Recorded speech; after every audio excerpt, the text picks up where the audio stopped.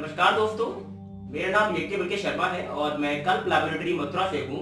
जैसा कि आप लोगों को सबको पता है कि इस समय एक महामारी का बहुत ज्यादा क्रेज चल रहा है जिसको हम कोविड-19 के नाम से जानते हैं।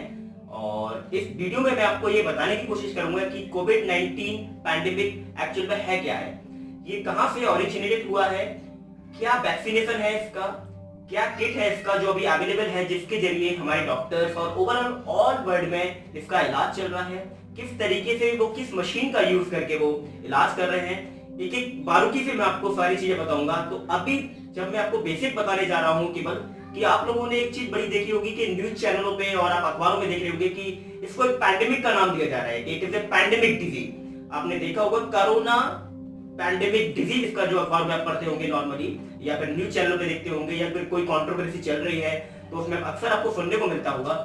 तो आज मैं आपको इसी टर्म्स के बारे में थोड़ा बेसिक बताना चाह रहा हूँ कि पैंडेमिक एक्चुअल में है क्या है। हमारे कुछ दोस्त भाई हमारे स्टूडेंट ऐसे हैं जिनको ये नहीं पता है कि पैंडेमिक क्या है, और ये वीडियो में एक नॉर्मल जनता के लिए भी लेके आया हूँ जिसमें कि हमारी जनता को भी ये पता चले कि पैंडेमिक क्या है। एक सरल भाषा में मैं आपको बताने की कोशिश करूंगा इसमें कि पैंडेमिक का मतलब क्या होता है। ठीक है, तो चलिए स्टार्ट करते हैं। तो जैसा कि आपको दिख रहा है कि हमने यहाँ पे तीन टर्म्स को लिया है, एंडेमिक, एपिडेमिक एंड पैंडेमिक। ठीक, देखिए जब हम लोग पैंडेमिक आपने देख लिया या आपने देखा होगा कि भाई कोरोना डिजीज के बीच में या फिर लास्ट में उसको पैंडेमिक का नाम दिया जाता है।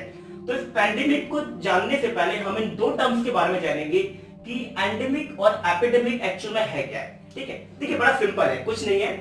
एपिडेमिक एक हम लोग बोल सकते हैं कि देखिए जब कोई भी महामारी किसी एक पर्टिकुलर स्टेट या पर्टिकुलर रीजन में हो रही है और परमानेंटली हो रही है तो दैट महामारी और that disease is called as epidemic disease.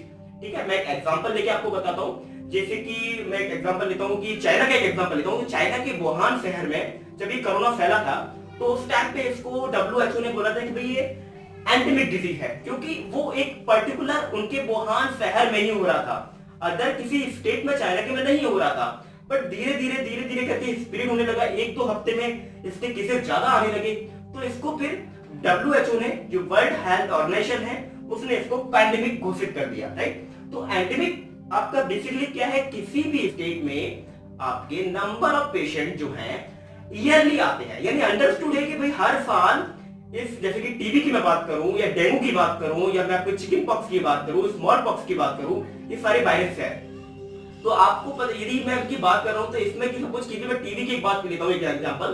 तो टीबी का यदि हर साल 100 में से 20 पेशेंट जो है कि हर साल आने ही आने हैं तो इसलिए इस बीमारी को WHO क्या बोल देगा, एंडेमिक डिजीज, यानी कंट्रोल कंडीशन में वहां की सरकार इसको कंट्रोल कर सकती है। उसने उन्होंने पता है कि भाई वहां हमारे यहाँ हर साल 20 पेशेंट आ रहे हैं टीबी के, डेंगू के या फिर किसी भी बीमारी के, राइट, महामारी के, तो वो उसको कंट्रोल कर लेगा। तो उस महामारी को हम लोग बोल देते हैं endemic disease. Right, come to the next point, हम दूसरे टर्म्स पे आते हैं, दैट इज एपिडेमिक। देखिए जब ये एंडेमिक जो है ये जब सीवियर कंडीशन में आ जाता है, यानी सीवियर केस ले लेता है, ठीक है, तो इसको हम लोग एपिडेमिक बोल देते हैं। जैसे कि देखिए परमानेंटली मैंने आपको बताया एंडेमिक में क्या हो रहा था कि 100 में से 20 केस आ रहे थे, राइट, तो जो कि हर ईयरली आ रहे हैं, उनको अंडरस्टूड पता है। बट यदि 1 से 2 हफ्ते इंक्यूबेशन की में 1 से 2 वीक्स यदि यही नंबर ऑफ पेशेंट यदि इंक्रीज होते हैं, रैपिडली इंक्रीज होते हैं, राइट,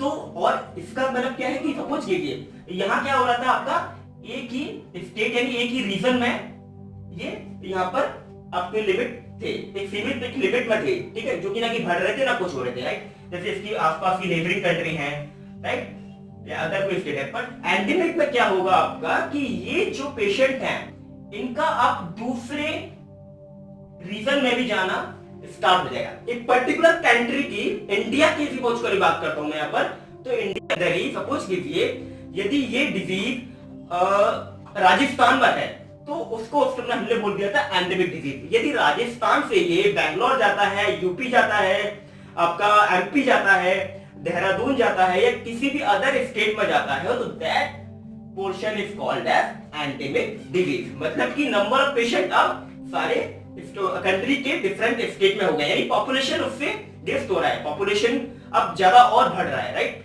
ठीक, तो उसको बोलेंगे हम लोग एंडेमिक डिजीज। जैसे कि इसका एग्जांपल लेके मैं आपको बताता हूं। कि चिकन पॉक्स एक, जैसे हमको माता नाम से जानते हैं, चिकन पॉक्स जो था वो पहले फैला था, हमने देखा था। एक दूसरा एग्जांपल लेता हूं मैं, H1N1 वायरस जो है आपका स्वाइन फ्लू, ठीक है, जो कि पहले यूएसए में इसलिए ओरिजिन हुआ था, फिर मैक्सिको गया था, तो इसको भी हम लोग वहां पर एंडेमिक बोल रहे थे, राइट।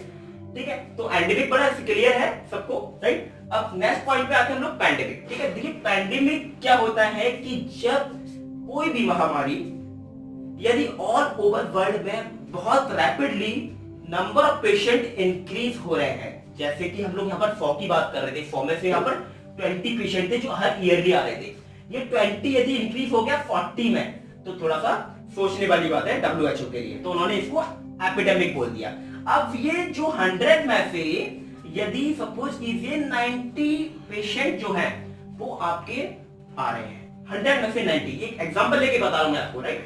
आपको पता है कि किसी कंट्री की पॉपुलेशन कितनी होती है, राइट। तो यदि 100 पॉपुलेशन किसी कंट्री की है और उसमें 90% यदि पेशेंट आ रहे हैं, तो now we should think over it, right. तो हमको इस पे सोचना पड़ेगा। तो WHO ने इसको क्या बोल दिया इसको कि भाई it is a pandemic disease. उस टाइम जब वुहान शहर में आया था चाइना के में, तब इसको WHO एंडेमिक बोल रहा था, बट जब उसको लगा कि धीरे धीरे करके ये Taiwan, Denmark, Switzerland, Australia, Saudi Arab, India, Sri Lanka, Bangladesh और अदर जितनी कंट्रीज है, नेबरिंग कंट्री है या फिर उसके दूर की भी कंट्री है, उसमें जाके फैल रहा है, तो भाई उसने WHO ने इसको बोला कि भाई अब तो ये पैंडेमिक हो गया है, ये कंट्रोल स्थिति में नहीं है, इसको we can not control it, right. तो ये 3 टर्म्स थे जो मैंने आपको बताने की कोशिश की, ठीक है।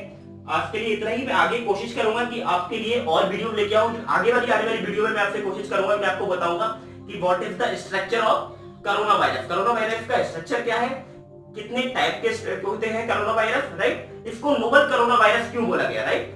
तो थैंक यू सो मच।